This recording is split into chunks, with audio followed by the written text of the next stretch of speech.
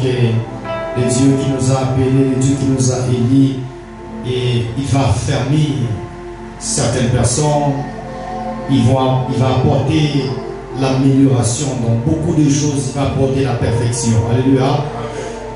Paul dit, je cours vers les buts pour remporter les prix de la vocation céleste en Christ.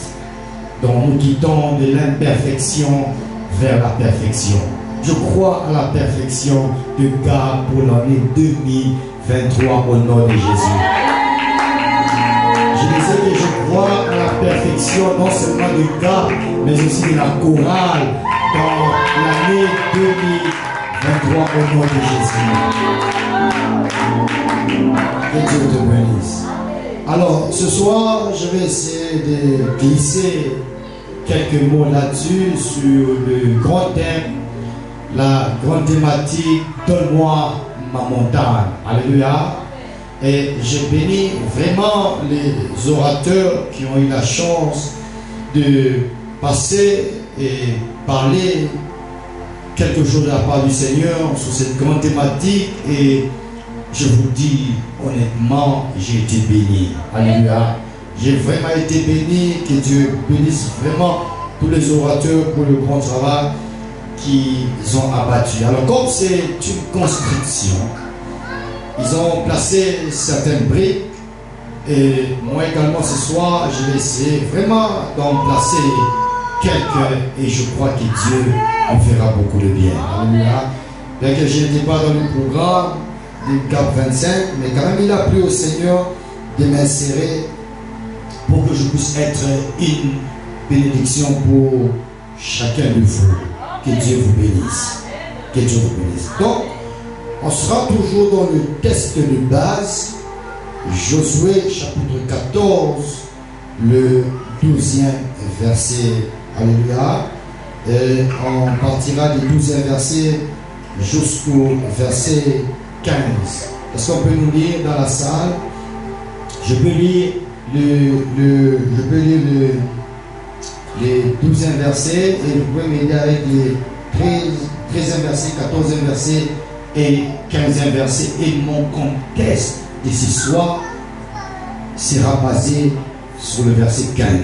Est-ce qu'on est d'accord? Est-ce qu'on est d'accord? La Bible dit ceci. Est-ce qu'on peut nous aider? Donne-moi donc cette montagne dont l'Éternel a parlé dans ces temps-là, car tu as appris alors qu'il s'y trouvait des Anakim et qu'il y avait des villes grandes et fortifiées. L'Éternel sera peut-être avec moi et je les chasserai comme l'Éternel a dit. Amen. Est-ce qu'on peut nous lire verset 13? Verset 13. Vite, vite. Verset 13. Le verset 13, la Bible déclare: Josué bénit Caleb, fils de Jephuné. Écoutez très bien ce passage. Josué bénit Caleb, fils de Jephuné, et il lui donna Hébron pour héritage. La Bible dit il donna à Josué Hébron pour héritage. Alléluia. Oui, on peut continuer. C'est ainsi que Caleb, fils de Jephuné, les Kénisiens, a eu jusqu'à ce jour Hébron pour héritage. Ok. Parce qu'il avait pleinement suivi la voie de l'Éternel, le Dieu d'Israël. Est-ce qu'on peut répondre sur cette partie? C'est ainsi que Caleb, fils de Jephuné, les Kénisiens, a eu jusqu'à ce jour Hébron pour héritage. Parce qu'il avait suivi pleinement la voie de l'Éternel, le Dieu d'Israël. Très bien. Verset 15. Hébron s'appelait autrefois Kirjath Arba. Arba avait été l'homme le plus grand parmi les Anakim. Les pays furent de lors en repos et sans guerre. Est-ce que tu peux m'aider de répéter les derniers versets? C'est formidable ça. Hébron s'appelait autrefois Kirjath Arba. Arba avait été l'homme le plus grand parmi les Anakim. L'homme le plus grand parmi les Anakim. Les pays furent dès lors en repos et sans guerre. Très bien. Est-ce qu'on peut acclamer pour le Seigneur? On peut acclamer pour le Seigneur. Que Que Dieu te bénisse. Alléluia. Alors, j'ai quand même du mal à nommer mon petit sous-thème ce soir. Ensemble avec vous, on va voir dans quel angle, quel aspect qu'on peut nommer notre petit sous-thème, parce que je crois que ça va richement nous bénir ce soir. Alléluia. Donc, je l'ai intitulé comme suit: Dieu t'accordera le repos.